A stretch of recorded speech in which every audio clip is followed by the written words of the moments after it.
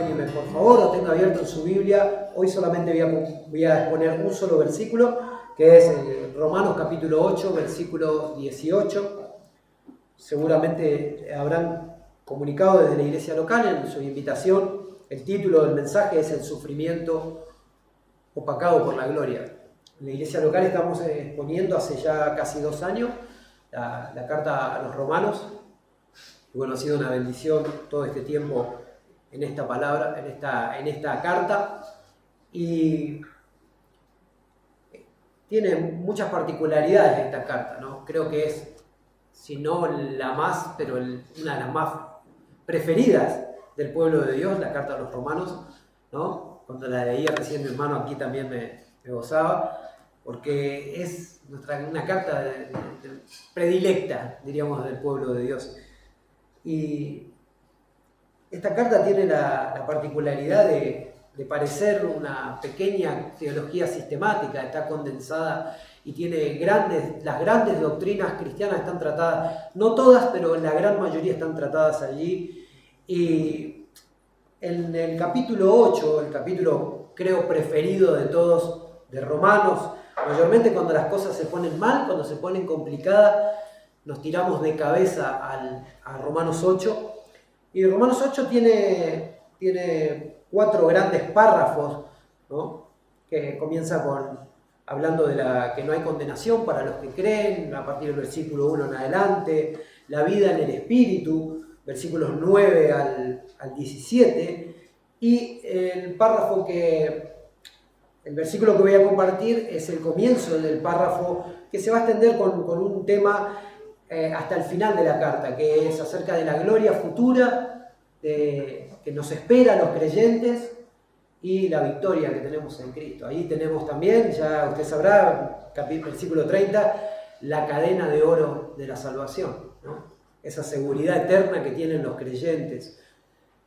Y pensaba en este mensaje ya hace rato, cuando hablamos de la posibilidad de compartir la palabra. Llegamos a fin de año, todos hacemos nuestros balances y está bien que lo hagamos, está bien que pensemos qué cosas hicimos bien, qué cosas hicimos mal, cosas para ajustar, cosas para cambiar. Pero sin duda sabemos que el dolor, las dificultades nos tocan y a veces planificamos una cosa en nuestra vida y planificamos una cosa para el año y no salen las cosas como nosotros esperamos. A veces salen totalmente opuestos a lo que son nuestras expectativas. Y tenemos la particularidad de que no nos gusta tanto el hecho de que las cosas no salgan como nosotros queremos. Que queremos que nos vaya bien, ¿no? Y no está mal que sea así. Pero tenemos que prepararnos nosotros, siempre tenemos que estar preparados para las dificultades, preparados para el sufrimiento, preparados para la oposición en nuestra vida. Y pensando en eso, el título del mensaje es El sufrimiento opacado por la gloria. Hay una página que yo les recomiendo a los que les gusten estas cosas investigar. Hay una página que se llama Open Doors o Puertas Abiertas, que habla acerca creo que es de las páginas más confiables, que habla de la persecución de los creyentes y de la iglesia en el mundo, y tiene muy buenos testimonios, cuenta la realidad. Es de las pocas páginas que cuenta la realidad que viven los cristianos. Esos otros cristianos, que no todo les va bien, que no todo es abundancia, que no todo es que la familia perfecta y todas esas cosas, ¿no? De la gente que sufre. Y rescaté algunos testimonios de allí para dar un poco el marco de lo que quería compartirles hoy. Dice así: no estábamos preparados para estos ataques. Mi casa estaba en llamas frente a mis ojos. Fue terrible. Estas son las palabras de Ritika, cristiana embarazada obligada a huir de Manipur, India. Quemaron nuestra ropa, no tenemos dónde ir ni qué comer.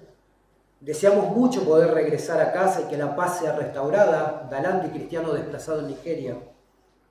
Solo pudimos resistir porque las promesas de Dios estaban en nuestras mentes y éstas penetraban en nuestro espíritu. Shin Hawa y su familia, que fueron encarcelados en Corea del Norte por no renunciar a su fe en Jesús.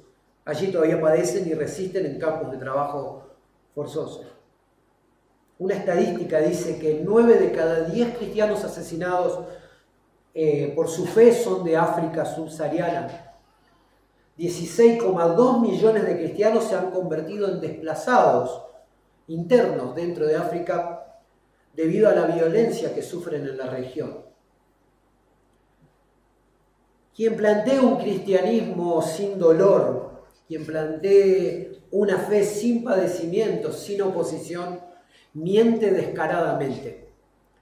Miente descaradamente. Nosotros estamos muy acostumbrados a que todo tiene que estar bárbaro y todo tiene que ir bien. Es más, lo deseamos con toda nuestra alma. Trabajamos, nos esforzamos para eso. Pero no nos gusta pensar en estas cosas. Pero esta es la realidad de millones de cristianos alrededor del mundo. Solamente que a nosotros nos gusta ver, ¿no? En redes sociales, nos gusta ver iglesias que andan bien, nos gusta ver la iglesia del pastor Sugel, la iglesia del pastor MacArthur, y decimos, wow, a eso apuntamos. No nos gusta ver esto. Esto no nos parece tan agradable. Como les decía, quien plantea un cristianismo sin dolor, sin padecimientos, miente, porque no hay gloria si no hay cruz. La cita del pasaje de hoy, Romanos 8:18, lo voy a leer, y dice, pues tengo por cierto que las aflicciones del tiempo presente no son comparables con la gloria venidera que en nosotros ha de manifestarse. El apóstol Pablo conecta, o viene, diríamos, de aquí en adelante se va a extender hasta el final del capítulo 8,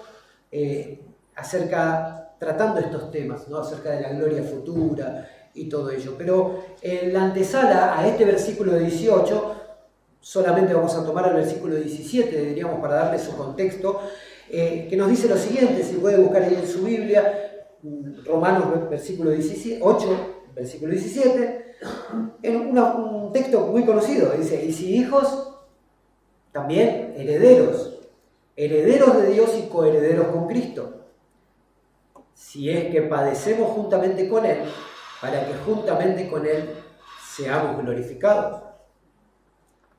El apóstol está mostrando que quiénes son los hijos de Dios. Los hijos de Dios son aquellos que tienen el Espíritu, como dice el versículo 9 del capítulo 8, ¿no? Dice, sin embargo, ustedes no están en la carne, sino en el Espíritu, si en verdad el Espíritu de Dios habita en ustedes. Pero si alguien no tiene el Espíritu de Cristo, el tal no es de Él. El Espíritu es el que nos une al Señor. El Espíritu Santo, cuando nos regeneró, nos unió a Cristo y nos transformó en hijos de Dios. El Espíritu también es el que nos guía.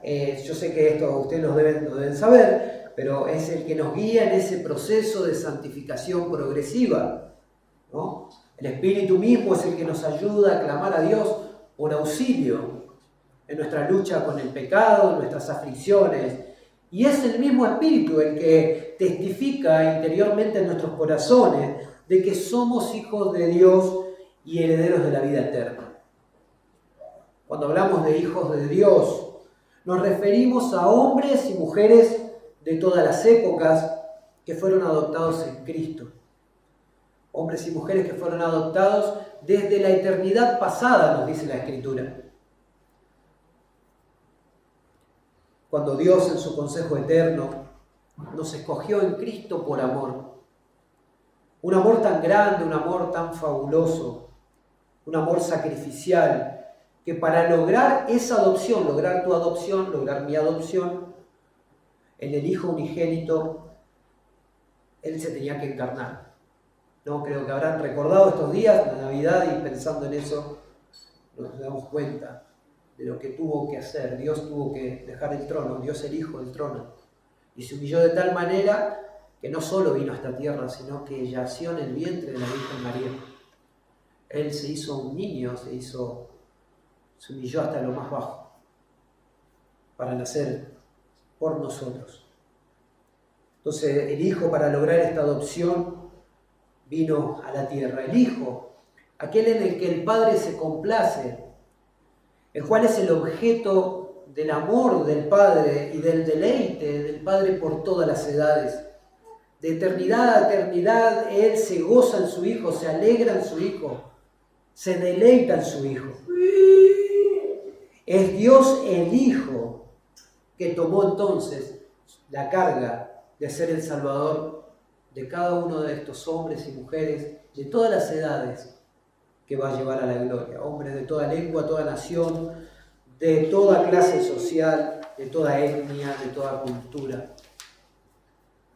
Este Hijo unigénito es el que tomó el lugar de ellos, es el que tomó nuestro lugar, porque sobre nosotros pesaba la culpa de ser los transgresores de la ley.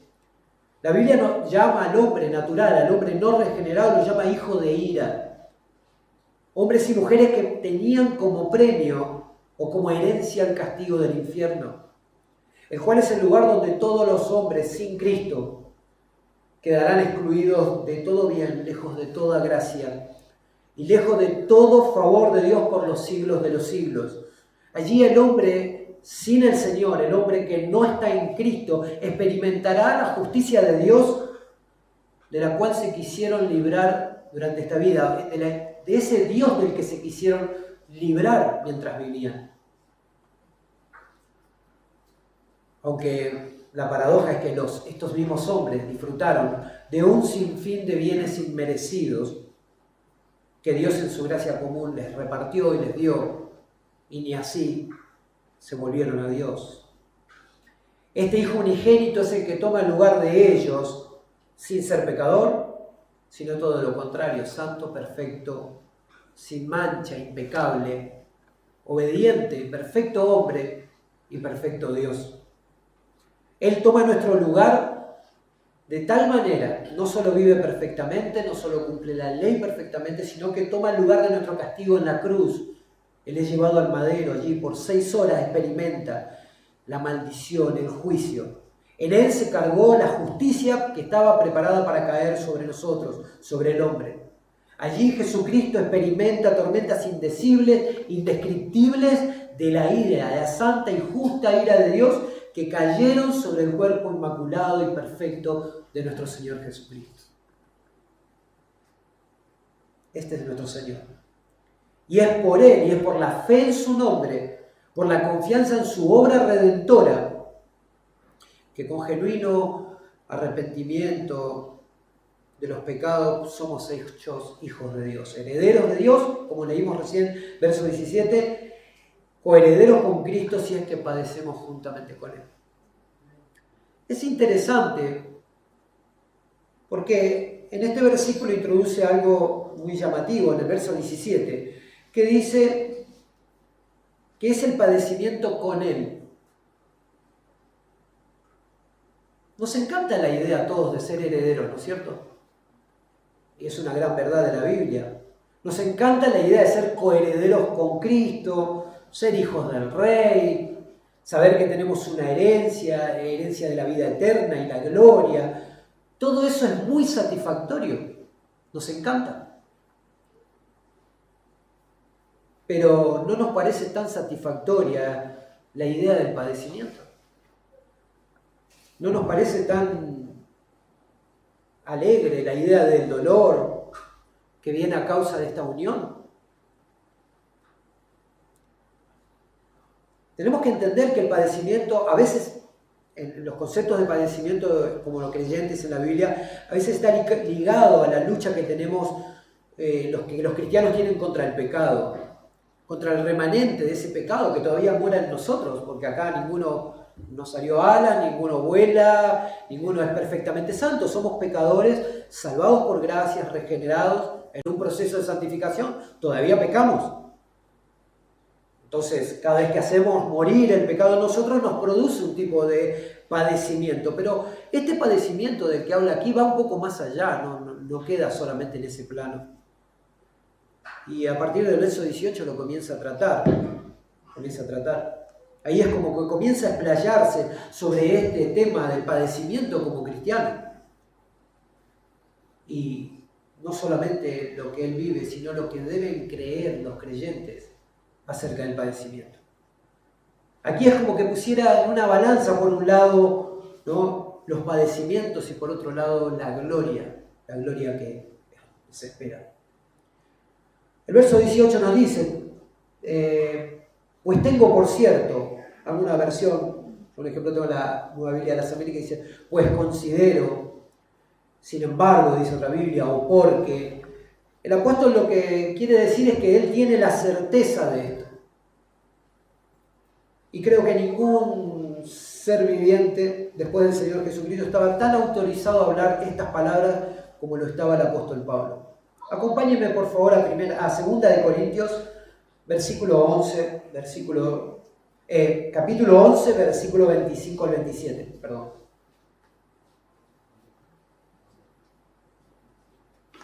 Segunda de Corintios, capítulo 11, versículo 25 al 27. Ahí vemos un poco los padecimientos del apóstol Pablo. Dice, 3 veces he sido azotado con varas, 1 vez apedreado, 3 veces he padecido naufragio. Una noche y un día he estado como náufrago en alta mar. En camino muchas veces, en peligros de río, peligros de ladrones, peligro de los de mi nación, peligro de los gentiles, peligro de la ciudad, peligros en el desierto, peligros en el mar, peligro entre falsos hermanos, en trabajo y fatiga, en muchos desvelos, en hambre y sed, en muchos ayunos, en frío y en desnudez. Y aquí vamos a tratar ahora el primer punto del sermón, que es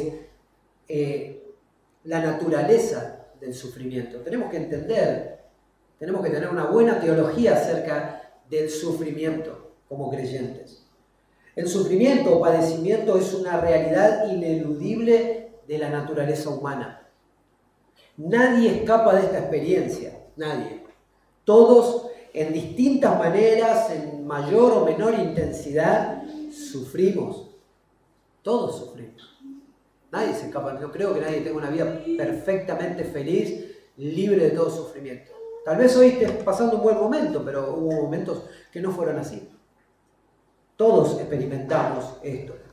El libro de Job nos dice esto en Job 14, versículo 1, un versículo muy conocido, un pasaje muy conocido. Dice, todos los que nacemos de una mujer vivimos muy poco y sufrimos demasiado.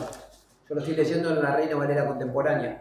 Vivimos muy poco y sufrimos demasiado. Somos como las flores que al cortarlas se marchitan. Somos como sombras efímeras y pasajeras. Lo primero que debemos entender es el origen del sufrimiento. El sufrimiento no fue conocido en la experiencia humana hasta la caída, ya que en su estado perfecto el hombre sin pecado y con una correcta y preciosa relación con su Creador gozaba de la bendición de Dios en todo tiempo. Él estaba en la tierra de Dios, la tierra que Dios le puso, bajo el gobierno de Dios, y cumplía la ordenanza que Dios le había dado, señorear sobre la creación como un representante de Dios. Pero también estaban las amenazas acerca de la desobediencia. Usted lo puede leer, no lo vamos a buscar ahora, pero en Génesis 3, versículos 16 al 19. Y las amenazas se cumplieron. Una vez que el hombre pecó, las amenazas se cumplieron. No solo la caída, no solo la experiencia de la separación con Dios, el dolor, empezaron a experimentar padecimientos.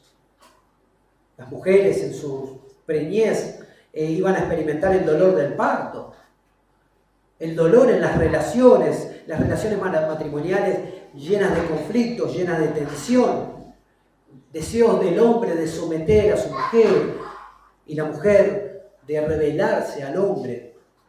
Trabajo fatigoso y poco productivo, en el que el hombre, y cada uno de nosotros lo sabemos bien, empleamos gran parte de nuestra vida y de nuestra fuerza para conseguir el pan. Y no es sino con dolor que se consigue el pan. Trabajo poco productivo, muchas veces mucho esfuerzo y poca cosecha. A todo esto sumarle los padecimientos físicos, las enfermedades. Y después de una vida larga de padecimientos, para nosotros larga, el hombre vuelve al polvo del cual fue tomado. Esta es la experiencia humana, por más que no nos guste aceptarlo. Esta es la realidad de todo hombre. Esa es la experiencia de un hombre, sea creyente o no sea creyente. Esta es la experiencia del hombre. En mayor o menor medida todos experimentamos un grado de sufrimiento o de padecimiento. Y tenemos que concluir, creo, podemos afirmar que porque todos pecamos, todos sufrimos. ¿No es cierto? El pecado en sí mismo produce padecimiento, sea porque lo cometemos nosotros, digamos, esta es fuente de pecado, sea porque lo cometemos nosotros o porque muchas veces sufrimos el daño colateral del pecado de otros. Un ejemplo, la negligencia de un hombre al volante pasado de copas y se lleva la vida de alguien inocente. El desquicio militar de los poderosos, este año lo hemos visto en que dos tipos están enojados uno con el otro por un pedazo de tierra y matan a todo su pueblo. Lo estamos experimentando, el desquicio militar de los poderosos. La inconsciencia muchas veces de padres egoístas. Seguramente habrá aquí hijos que lo han experimentado, padres egoístas que por lujuria, por pecado, por falta de perdón, abandonan a sus familias. Y los hijos experimentan el dolor, el padecimiento, la angustia. La perversión de un hombre lujurioso, lleno de pecado, incontrolable, que le roba la inocencia a un niño, una niña. Esto y un sinfín de males que suceden debajo del sol. Nadie está exento de sufrir. Nadie está exento de sufrir. Todos los que estamos aquí tenemos alguna historia que contar acerca del sufrimiento. A mí me encanta, es triste, pero me gusta verlo cuando a veces tenemos charlas pastorales con algunos hermanos y automáticamente comenzamos la charla y la charla se dirige a ese punto de padecimiento, a ese punto de dolor, a ese conflicto en su vida. Todos experimentamos esto. Entonces, podemos rastrear el origen del padecimiento y encontrar a su autor intelectual. El autor intelectual del dolor, del padecimiento, es el pecado. Eclesiastés 7:29 nos dice, no hace falta que lo busque, he aquí solamente esto he hallado, que Dios hizo al hombre recto, pero ellos buscaron muchas perversiones. Podemos determinar que la naturaleza del padecimiento tiene su origen en el pecado, pero ahora el texto que estamos leyendo conecta el padecimiento con Cristo, nos une a Cristo en el padecimiento. Nos une con el padecimiento de Él. Y es obvio que sea así, porque nadie en este mundo experimentó el padecimiento como lo experimentó el Señor Jesucristo. Todos nosotros sufrimos, pero Él es llamado en la Biblia el varón de dolores. Él es llamado en las Escrituras el experimentado en quebranto. Él es el siervo sufriente. Diríamos que es el campeón en esta área. No hay otro como Él. Él es el que no temió el dolor, el que no sucumbió ante la oposición. Él es el mártir de paz, como suele decir el antiguo himno, que a veces se canta. Los padecimientos, entonces, a lo que hace referencia el apóstol Pablo, no son los que tenemos por causa son los que tenemos por causa de ser cristianos. Y eso es verdad. Cada uno de ustedes, estoy seguro que es así, igual que yo, en nuestra lucha con el pecado que mora en nosotros, padecemos. ¿No? Padecemos de nosotros mismos. Siempre me gusta dar algún ejemplo un poco gracioso con los hermanos, pero a veces yo me miro en el espejo y me odio. Odio a ese hombre. Quisiera que ya Cristo consuma todo en mí y pueda verme hallado en Él, transformado plenamente, pero todavía ese Franco está vivo y hace de la suya y me presenta oposición, el viejo hombre. Entonces, nosotros padecemos por nuestra lucha con el pecado. También sufrimos y padecemos por el pecado que otros nos infringen, ¿no? Muchas veces, y sé que para algunos puede ser de ánimo, pero ir contra la corriente, que en un mundo que es hostil al cristianismo y a la fe, va a generar oposición. Si estás luchando por la pureza moral tu pureza, por la santidad, vas a sufrir oposición. Te van a tratar de todo, de religioso, fanático, por querer agradar al Señor. Pero el padecimiento que está utilizando aquí el apóstol Pablo también incluye todas las demás aflicciones que sufre el común de los hombres. Que estemos en la iglesia, que seamos cristianos, no significa que no tengamos problemas matrimoniales. Eso sucede en la iglesia más de lo común. No significa que no tengamos problemas económicos, que no tengamos problemas de salud, tanto física como mental. Esto siempre me gusta recalcarlo porque estas cosas suceden, hermanos. Y un día muchos de nosotros vamos a llegar a nuestra edad avanzada y puede golpearnos la puerta a los problemas mentales también. El Alzheimer, la demencia puede venir a nuestra vida y están dentro de ese paquete de los padecimientos y de este cuerpo que va camino a la muerte, pero esperamos la gloria. Todos padecemos en estas cosas, en la salud física, en la salud mental, en el alma y en las emociones. Que seas cristiano, te quiero decir que no es algo raro si sufrís en estas cosas, si sufrís en tus emociones, si estás a veces afligido, si estás luchando con depresión, si estás luchando con estas cosas. Esto es parte de ese remanente de pecado que todavía mora en nosotros, no es algo raro. Todas estas cosas también le pasan a los creyentes, no es algo que le pasa a la gente del mundo y nosotros somos algo especial. No es así. La diferencia es que el mundo no tiene esperanza. Nosotros sí. Nosotros tenemos esperanza en Cristo, esperanza en la glorificación, esperanza de que si padecemos con Él, seremos glorificados con Él en su venida.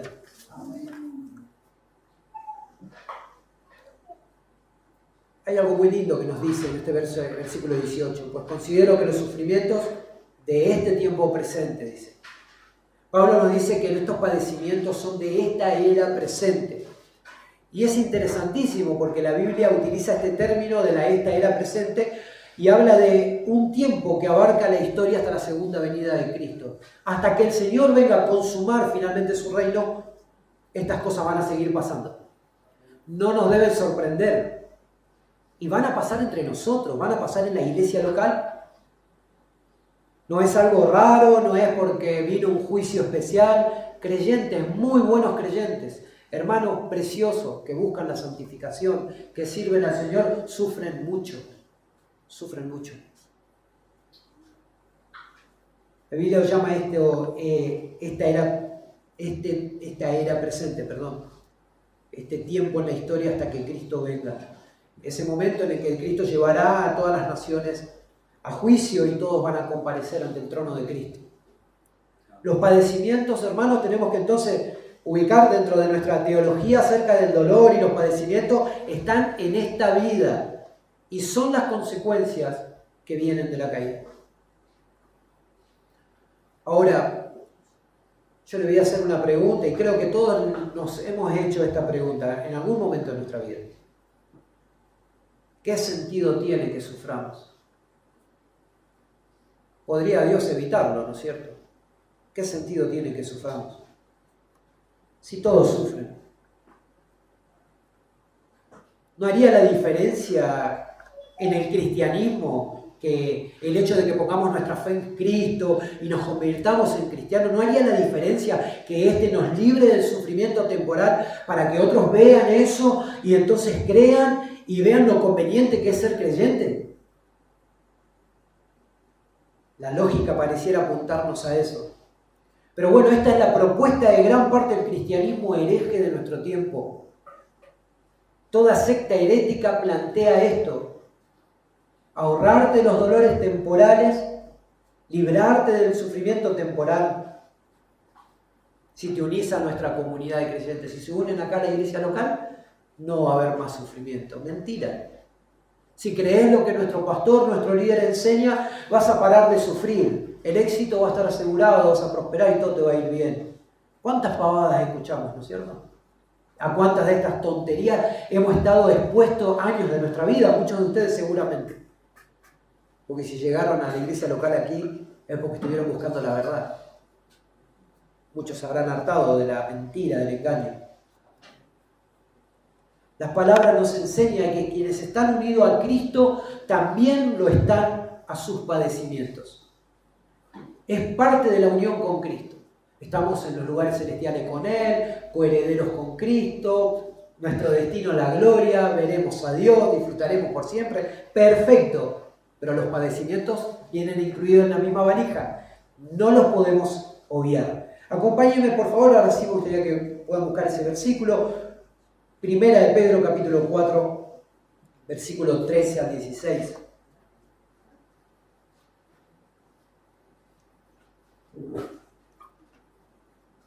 Primera de Pedro 4, 13 al 16. Allí el apóstol Pedro le está hablando a hermanos expatriados que están en un momento muy difícil y crucial de su vida. Muchos ya lo habían perdido todo. Habían tenido que salir en la persecución de su tierra, habían perdido sus posesiones, algunos habían perdido familiares, su vida era todo pérdida.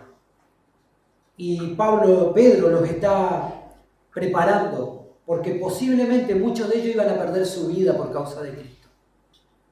Y él les dice en el versículo 13, sino gozaos, por cuanto sois participantes de los padecimientos de Cristo, para que también en la revelación de su gloria os gocéis con alegría.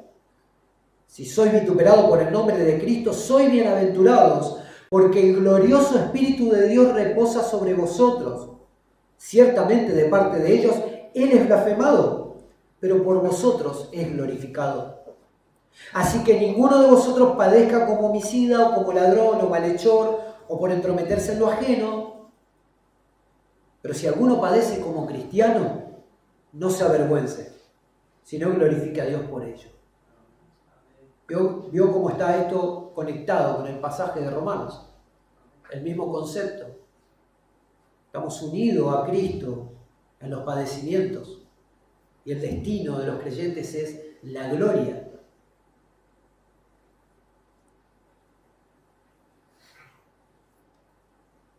El hecho de que estemos unidos con el Señor Jesús, esa unión con Cristo redefine el tema del padecimiento.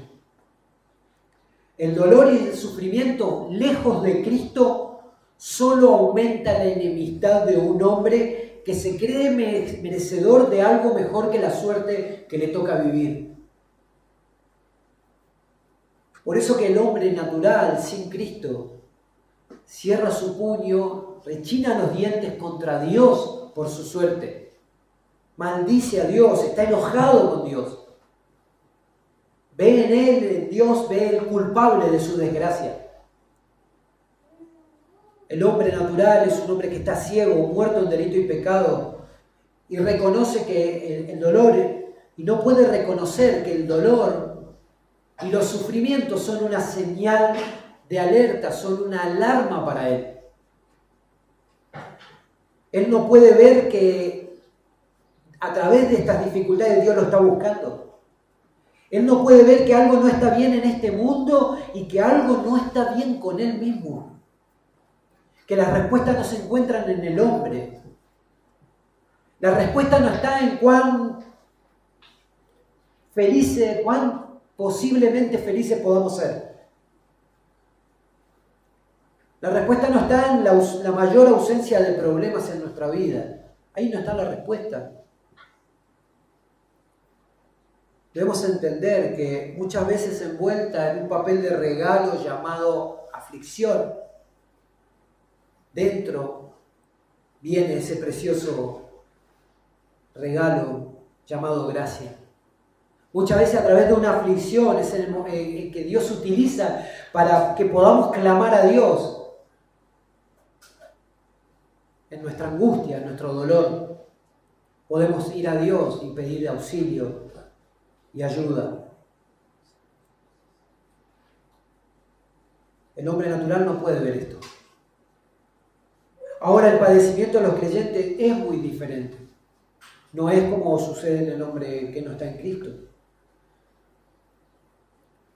El padecimiento de los cristianos, diríamos que tiene dos fines bien marcados, bien definidos. El primero, y el obvio, creo que es disciplinarnos. El Padre Celestial, a quien toma por hijo, disciplina. El juicio de la Escritura nos dice que comienza por la casa de Dios, así que cuando nos hallamos en distintas pruebas, en dificultades, no debemos sorprendernos, es natural, así debe ser. Acompáñeme otra vez a 1 de Pedro, capítulo 4, versículo 16, voy a leer hasta el 18, pero lo voy a leer en una nueva versión internacional. Y dice así: pero si alguien sufre por ser cristiano, que no se avergüence, sino que alabe a Dios por llevar el nombre de Cristo. Porque es tiempo de que el juicio comience por la familia de Dios. Y si comienza por nosotros, ¿cómo será el fin de los que se rebelan contra el Evangelio de Dios? Si el justo a duras penas se salva, ¿cómo quedarán el impío y el pecador? Uno de los aspectos del padecimiento es disciplinarlos, pero esencialmente el sentido, el fin de los padecimientos en nosotros es que esto va formando el carácter precioso de Cristo en nuestras vidas, va moldeando nuestras vidas a la imagen del Señor Jesucristo. ¿No? El Salmo 119, verso 71, dice: bueno me es haber sido afligido para que aprenda tus leyes. Muchas veces padecemos, cada uno de ustedes, me imagino que es así, y seguramente cada uno de nosotros como familia hemos experimentado muchos padecimientos, pérdidas, dolores. Sin embargo, todo eso nos llevó más a Cristo, nos llevó a conocerlo más profundamente, su consolación, su amor, su misericordia, a moldear ese carácter indomable que a veces tenemos, a darnos mansedumbre, a darnos templanza, a ejercitar esa esperanza, la paciencia, la longanimidad en el tiempo. Los padecimientos deben producir en los creyentes todo lo opuesto a lo que lo produce en el incrédulo. Y una forma de alentarnos a cambiar nuestra manera de pensar acerca de esto es saber que los padecimientos del tiempo presente no son comparables con la gloria venidera. Acompáñenme por favor, 2 Corintios 4, versículos 17 y 18. 2 Corintios 4, 17 y 18.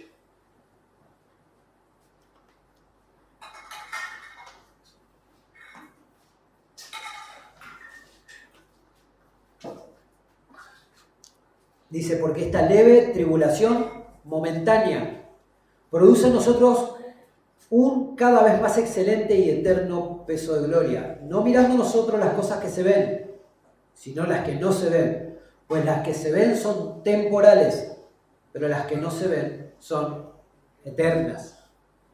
Esto nos lleva a este segundo punto final, que es el más corto, que es el padecimiento queda opacado ante la gloria que nos espera.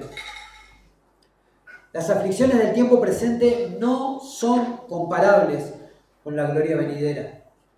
Lo primero que debemos pesar en esta balanza es que las aflicciones, y entender que las aflicciones son del tiempo presente, que ya eso lo tratamos, son del tiempo presente. Tiempo, un corto tiempo de duración.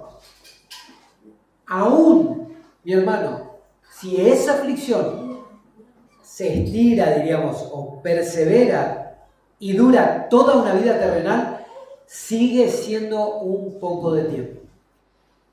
Sigue siendo un poco de tiempo. Y no son comparables con la eternidad. En términos cuantitativos, esto es una realidad y deberíamos rendirnos ante estos datos. La eternidad, por un lado, y lo ínfimo del tiempo presente.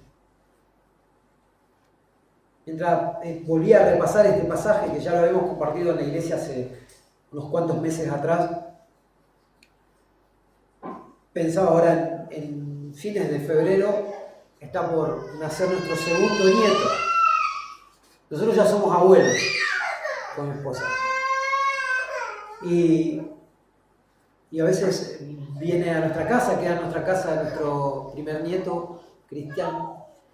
Y a mí se me hace que era ayer que yo jugaba con mi hijo mayor de esa edad y armábamos cuarteles de soldaditos. Y parece ayer. Y tan rápido pasa nuestro tiempo terrenal. Y debemos considerar eso, hermanos. Nuestro padecimiento se puede extender, incluso una enfermedad crónica que la tengamos hasta nuestra muerte. Siempre va a ser un poco de tiempo. No es eterno. No es eterno.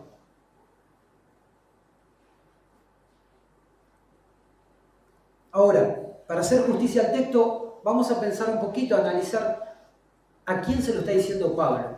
Porque no daba para hacer una introducción al texto histórico y todo, pero esta carta y estos versículos era un público en especial que estaba enfrentando, tenía características especiales. La iglesia en Roma, año 57, una iglesia compuesta entre judíos y creyentes gentiles, y una iglesia que se reunía ahí en la capital del imperio, una iglesia que gozaba de buena reputación. Todas las demás iglesias hacían saber esto. Estos hermanos estaban en el centro mismo de la actividad que movía todo el imperio. Cualquier cosa que sucedía ahí luego se replicaría en todos los dominios. Los cristianos que habitaban esta ciudad experimentarían, y este versículo prácticamente es una palabra profética para ellos, porque ellos unos años más tarde, particularmente en el año 64, experimentarían la persecución en manos de Nerón. Los creyentes judíos volvieron a Roma luego de que murió el emperador Claudio. Él los había expulsado de Roma porque entre judíos creyentes y judíos que no creían en Jesús había un tumulto tan grande que, según dicen los historiadores, hubo un edicto y los corrieron a todos. Todos los judíos fueron expulsados de Roma. Muere Claudio, vuelven los creyentes y vuelven los creyentes judíos a Roma a unirse otra vez a sus hermanos gentiles de la iglesia en Roma. Entonces, este versículo es como que de alguna manera nos está preparando para lo que va a venir. Sabemos que Nerón en el año 64 va a producir un incendio en la ciudad de Roma y va a culpar a los cristianos de esto. El pueblo y Nerón se va a ensañar contra los cristianos de una manera bestial. Va a ser una carnicería Roma.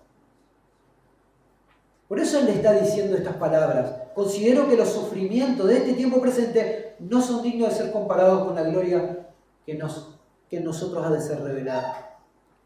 Tácito, el historiador romano, dice lo siguiente, voy a citarlo en su libro de los Anales, allí en capítulo 15, punto 44, dice, lo cito textual, dice, además de matarlos, hablando de los cristianos, se les hizo servir de entretenimiento para el pueblo, se les vistió con pieles de bestia para que los perros los mataran a dentelladas. Otros fueron crucificados y a otros se les prendió fuego al caer la noche para que la iluminara. Nerón, dice, hizo que se abrieran sus jardines para esta exhibición y en el circo él mismo ofreció un espectáculo, pues se mezclaba con las gentes, disfrazado de conductor de carrozas y daba vueltas en su carroza. Todo eso, dice, hizo que se despertara la misericordia del pueblo, aún contra esta gente, está hablando de los cristianos, que merecían un castigo ejemplar, pues se veía que no se les destruía para el bien público, sino para satisfacer la crueldad de una persona. Mire lo que les esperaba a los creyentes. Si los creyentes en Roma todavía no habían sufrido y estaban gozando de un buen testimonio que todas las iglesias sabían de lo bueno que estaba, digamos, la iglesia en Roma, muy pronto iban a tener que enfrentar un padecimiento innombrable. Muy pronto ellos iban a contemplar, iban a tener que poner en práctica este pensamiento que el apóstol Pablo les dice, ármense de esta idea. Consideren los sufrimientos del tiempo presente, no se pueden comparar con la gloria que nos espera. pensar en ello va a ser de mucho aliento. La gloriosa resurrección de los hijos de Dios va a ser de aliento. La gloria que les espera va a ser su esperanza. De igual manera que nuestro Señor Jesucristo, nuestro gran Salvador, el campeón de nuestra salvación, luego de experimentar el quebranto, luego de experimentar Él la angustia más dolorosa y los horrores de la separación con el Padre, con quien gozaba de una comunión perfecta e indescriptible por toda la eternidad, ahora en un momento el Hijo es abandonado por el Padre y carga a Él por nosotros el castigo de nuestro pecado. Y una vez que se consuma nuestra redención, consumida nuestra redención, al Él morir, se levanta victorioso al tercer día del sepulcro, venciendo así la muerte y sacando a luz la inmortalidad. Debemos armarnos de ese pensamiento. Los hermanos en Roma debían armarse de ese pensamiento. En su segunda carta a Timoteo, no hace falta que lo busque, Pablo le dice a su amado hijo en la fe, 1 Timoteo 1:8, dice: por tanto no te avergüences de dar testimonio de nuestro Señor, ni de mí, preso suyo, sino participa de las aflicciones por el Evangelio según el poder de Dios, quien nos salvó y nos llamó con llamamiento santo, no conforme a nuestras obras, sino según el propósito suyo y la gracia que nos fue dada en Cristo Jesús antes de los tiempos de los siglos, pero que ahora ha sido manifestada por la aparición de nuestro Salvador Jesucristo, el cual quitó la muerte y sacó a luz la vida y la inmortalidad por el Evangelio, del cual yo fui constituido predicador y apóstol y maestro de los gentiles, por lo cual asimismo padezco esto, pero no me avergüenzo, porque yo sé en quién he creído y estoy seguro que es poderoso para guardar mi depósito para aquel día. Pablo tenía el panorama claro. Luego del padecimiento, por un poco de tiempo, lo esperaba la gloria. Las aflicciones del tiempo presente palidecen, mi hermano, frente a la gloria que en nosotros ha de ser revelada. Es solo un momento. Es solo un momento, es un breve momento. Y usted debe armarse de este pensamiento cuando vienen las aflicciones, cuando viene el dolor, cuando estamos nosotros o cuando estamos con nuestros hijos en la cama de un hospital. Un momento, solo un momento, una fracción de segundo frente a la visión beatífica del soberano Rey del universo, donde todas nuestras angustias terrenales van a quedar en el pasado. Un solo segundo, cuando le veamos cara a cara, donde toda lágrima será enjugada, donde usted ni yo creo que nos podemos imaginar que en esa fracción de segundo seremos consolados mucho más allá de lo que imaginamos. Realmente seremos consolados, descansaremos de nuestros padecimientos, de nuestras luchas. Yo no sé con qué estás luchando en tu vida, con qué dificultades. Pero te animo a que pienses en esto: todo padecimiento será sanado. Aún los físicos, porque seremos renovados totalmente. Un día nos levantaremos victoriosos con un cuerpo semejante al de Él, sin presencia del pecado, totalmente renovados, una nueva naturaleza, una nueva creación. No lo podemos imaginar, ¿no es cierto? Nuestra mente no lo alcanza a captar del todo. Pero es lo que las Escrituras nos dicen que va a suceder en los creyentes. Es muy hermoso, el texto dice que en nosotros ha de manifestarse. Seguimos siempre en el verso 18. Dice: pues considero que los sufrimientos de este tiempo presente no son dignos de ser comparados con la gloria que nos ha de ser revelada, o que, lo leímos en la Reina Valera, que en nosotros ha de manifestarse. No dice que se va a manifestar a nosotros, sino en nosotros. El comentarista William Hendrickson dice lo siguiente: en otras palabras, esta gloria vendrá a nosotros como si fuera a entrar en nosotros, y luego, tras habernos llenado y rodeado, se va a revelar en nosotros mismos. Usted y yo seremos partes de esa gloria. Los redimidos verán los unos en los otros esta gloria. Los ángeles la verán en nosotros y serán llenos de acción de gracia y alabanzas a Dios. Creo que hay un versículo que lo explica muy bien. Y es el versículo 11 del capítulo 8 de Romanos. Dice, pero si el espíritu de aquel que resucitó a Jesús de entre los muertos habita en ustedes, el mismo que resucitó a Cristo Jesús de entre los muertos, también dará vida a sus cuerpos mortales por medio de su espíritu que habita en ustedes. Esa gloria que ya comenzó a trabajar en nosotros se manifestará plenamente en el regreso de Cristo. Seremos transformados, seremos consolados, le conoceremos, le veremos tal cual es, y de atrás quedarán los padecimientos, atrás quedará el dolor, y debemos alentarnos con estas palabras entre nosotros. ¿Cuánto debemos pensar, iglesia, en estas cosas? ¿Cuánto debemos llenar nuestros corazones de estas realidades si somos creyentes? ¿De cuánta gratitud debe rebosar nuestra boca por la gloria que será revelada en nosotros? Aún si por un poco de tiempo debemos padecer. Cuando el sufrimiento toque nuestras puertas, y de hecho ya no lo ha tocado, que todos podamos decir juntos con Job, en Job 1:22, dice, en todo esto no pecó Job ni atribuyó a Dios despropósito alguno.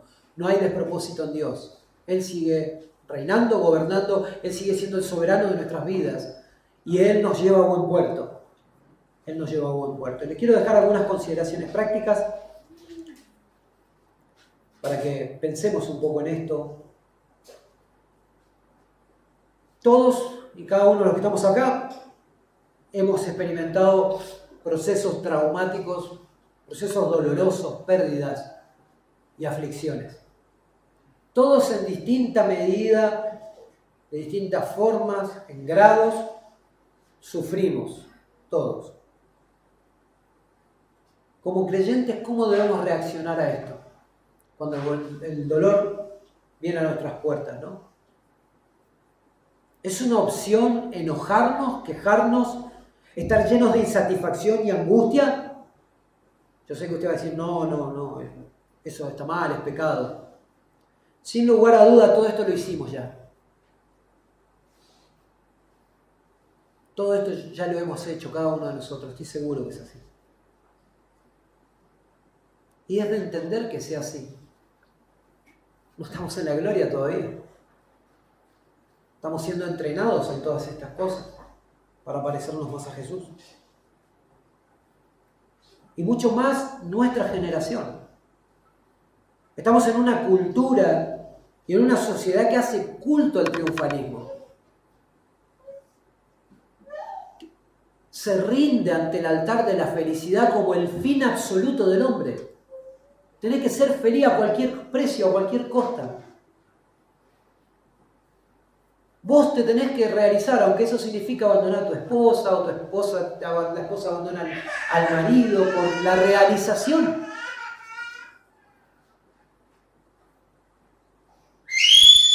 Es de entenderse que esto es así. Mi hermano, quien no esté en esta corriente es tratado con desprecio. Quien no esté en este camino se lo viene como bicho raro. Nosotros con mi esposa siempre lo decimos, a veces hablamos mucho de estas cosas, también porque a nosotros nos ha tocado tener muchos padecimientos en la salud, físicos, familiares, pérdidas, muerte, muchas cosas. Y vemos que cuando tocamos estos temas a los demás no les gusta. Y a algunos cristianos no les gusta nada, No les gusta nada. Se tratan con desprecio.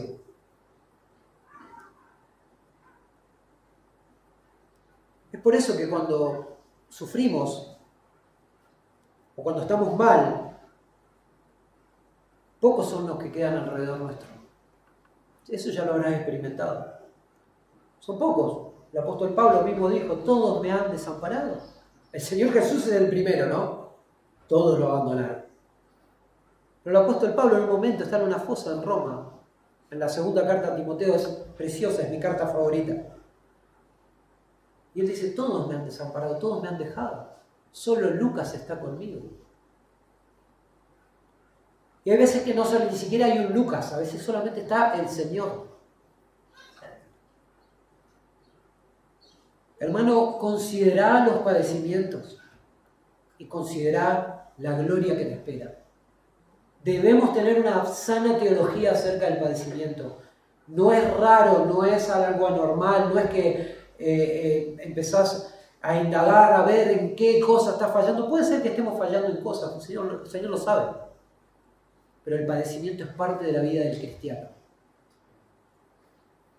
Que el Señor te ayude, me ayude a mí, hermanos, a la hora de la prueba a glorificar a Dios, glorificar al Señor en nuestras aflicciones.